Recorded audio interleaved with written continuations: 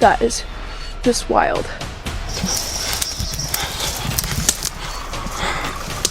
I don't know where the hell I'm going.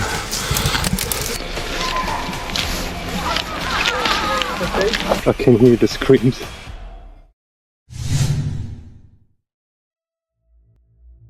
On October 7th, 2025, a man named Keith Kurbs posted a video he claims to have filmed inside Yellowstone National Park. It spread quickly, and it's not hard to see why. Shooting from a distance with heavy zoom, he captured a man alone in an open field, slowly walking away from a pack of 5 wolves. The tension in that footage is immediate, and it only builds from there. Maybe we should, yeah, here they come. Maybe we should start backing up. We're okay right here. Hell, we're still.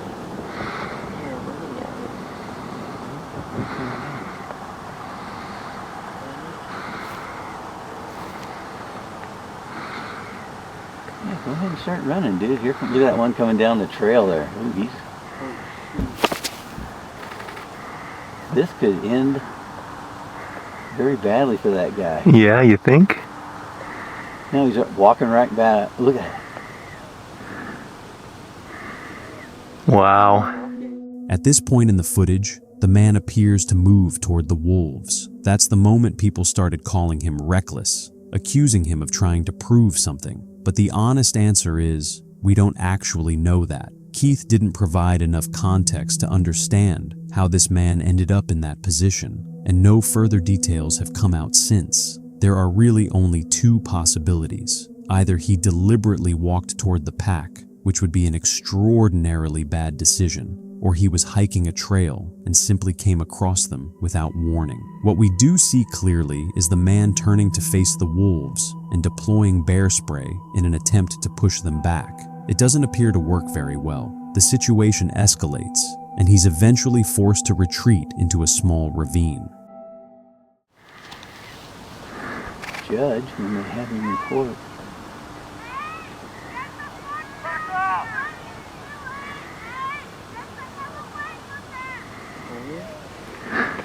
This is insane. I know it.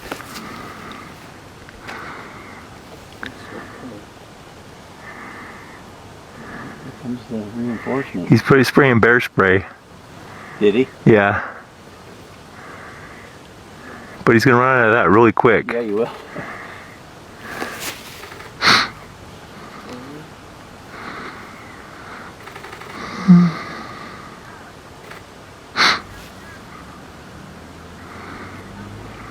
Somebody over there had to have called law enforcement by now.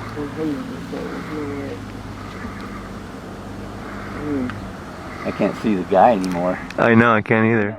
The video cuts out there. We don't get to see how it ends. What we do know is that the man walked away unharmed. But let's go back to the beginning and look at this more carefully, because the question of whether this was intentional or accidental actually matters. In the opening seconds, he's backing away, slowly. That detail is worth paying attention to. It suggests the wolves may have come toward him first, not the other way around. They were likely curious. Then something shifts. He picks up his pace, and almost immediately, one of the wolves breaks into a sprint toward him. That moment is the turning point. Predators respond to movement. When something turns and runs, it can trigger a chase instinct almost automatically. An animal that holds its ground and faces the threat looks more dangerous. One that bolts can look like prey. So, when the man turned back toward the wolves and stood his ground, as risky as that was,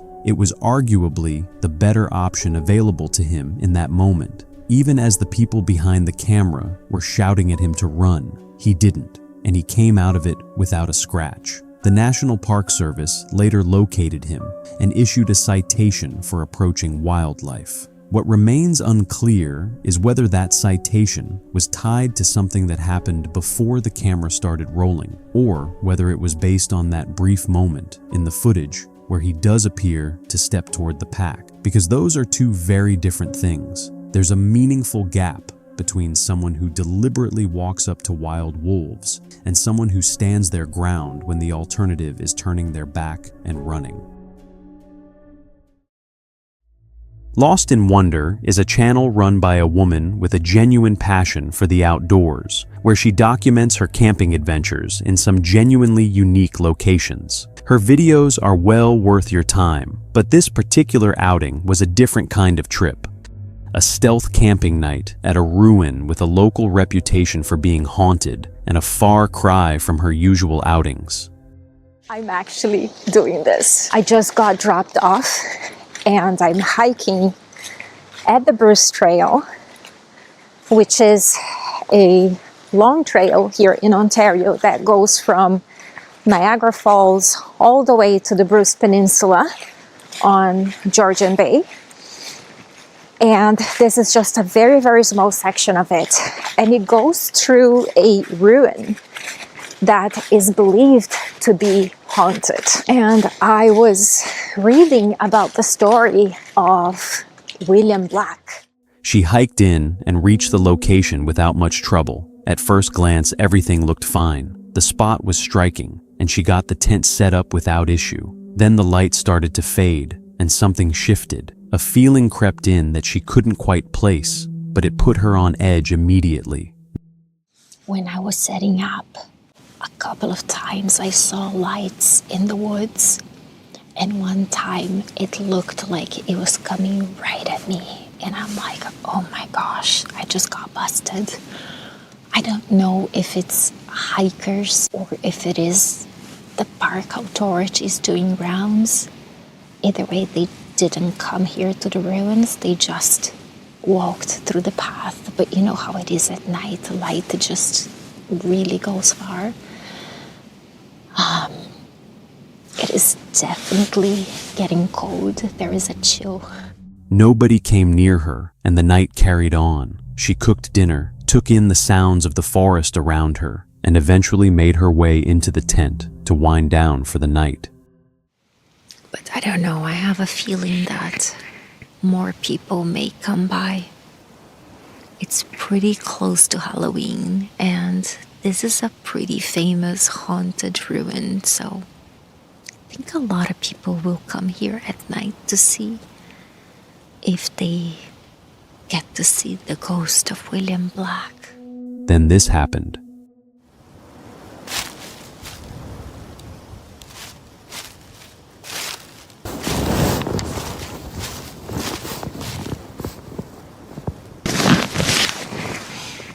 What the was that?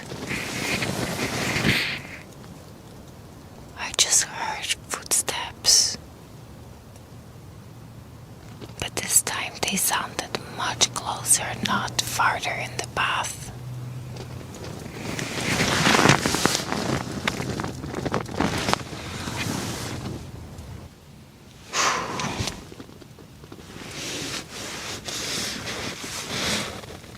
Okay, I'm gonna try to go back to sleep. The sounds didn't settle. New ones started filtering in from further out in the distance, layering on top of what was already there.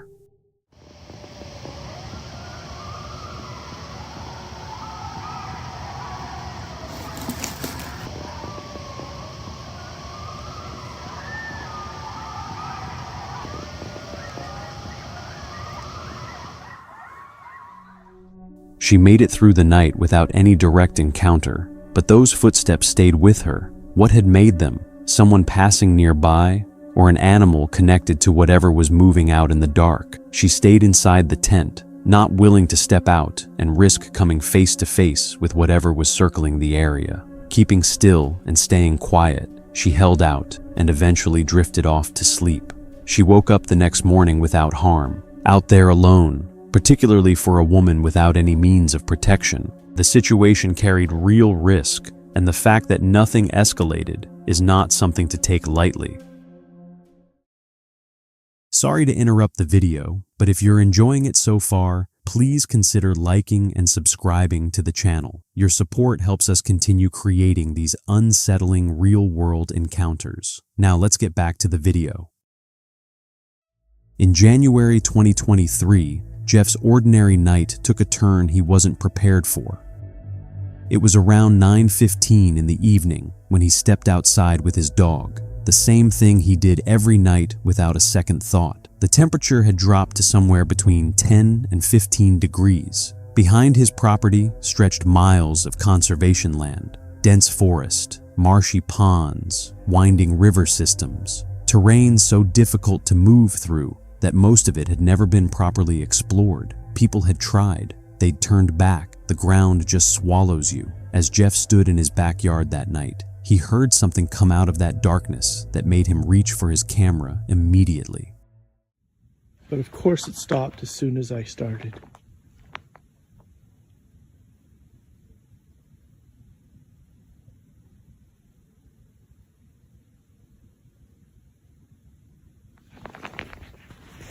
All I can hear right now is dog barking, I think.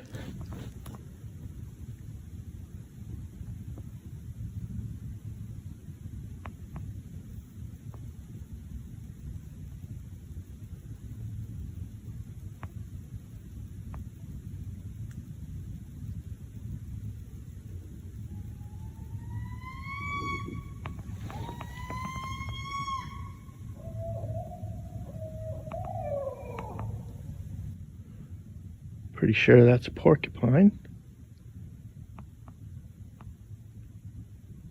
That's not what I heard. Heard something quite different, but that was a porcupine.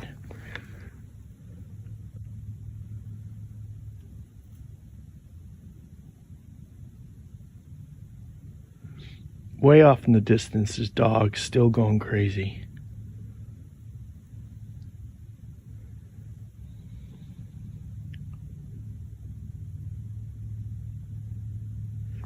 Where I'm pointed the camera, even though it's night, is basically conservation land.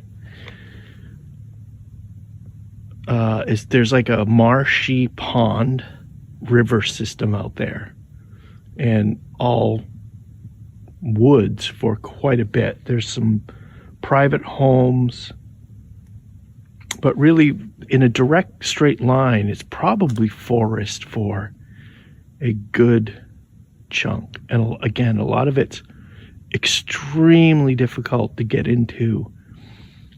Wetland, pond. I've tried so many times to walk down there. It just becomes inaccessible as it gets marshy. You just start to sink into these holes of mud, and you just give up. You can't walk any further because it's just not conducive to it.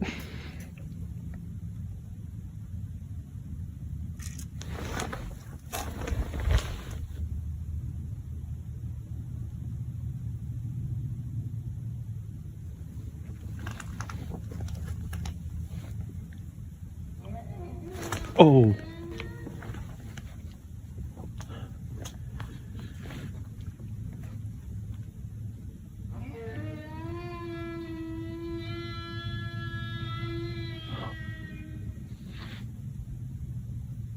There it is again. That's what I heard when I first came out. That is terrifying.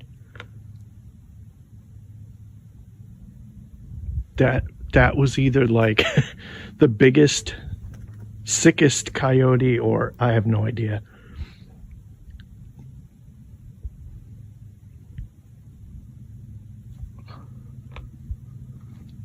Wow.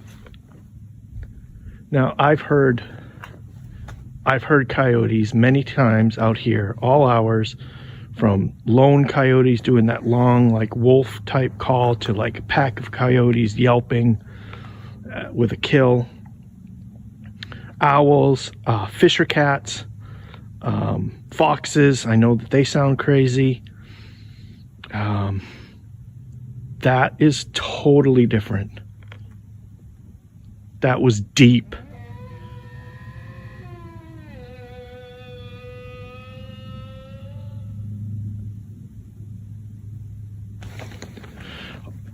Oh my God.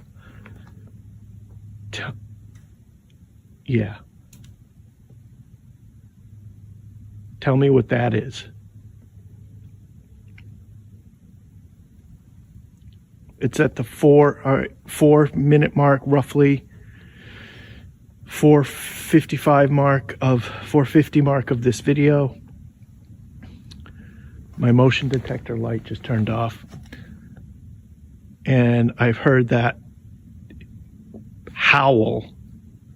moaning howl twice now. Well, 3 times. The first time I couldn't catch it, and then the last 2. Oh, jeez. I'm out of here. That was probably just the house settling, but that was spooky.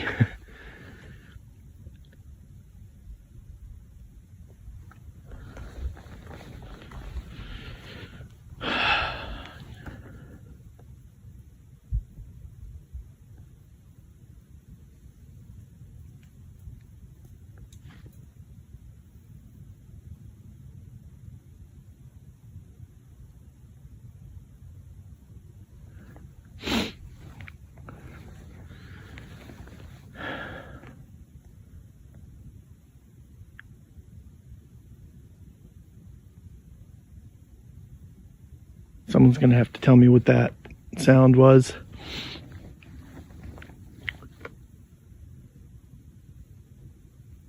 It's not one I've heard before.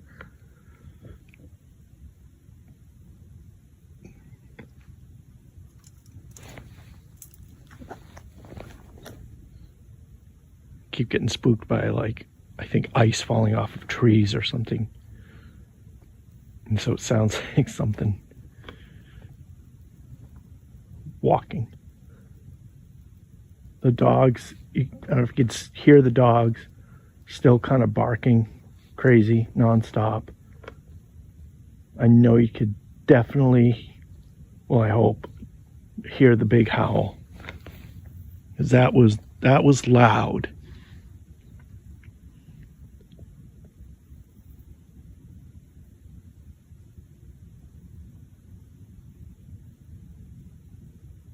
First one was definitely louder though.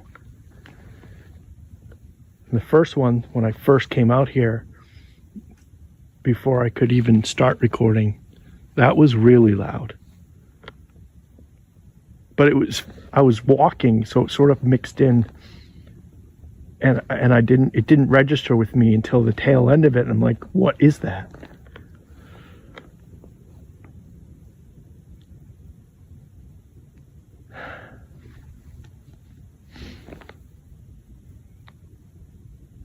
I'm guessing it's, I don't know, 10, 15 degrees out here. It's just taking the dog out to go to the bathroom. 9:15 p.m., something like that. Typical time for him to go out, come out every night.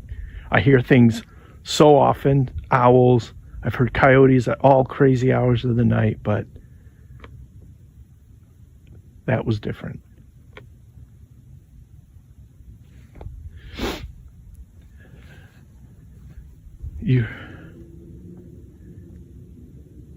That's just a motorcycle or something.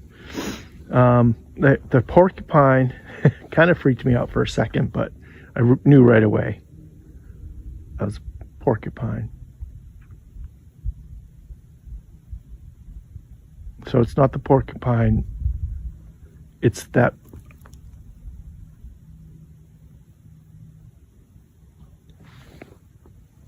other sound.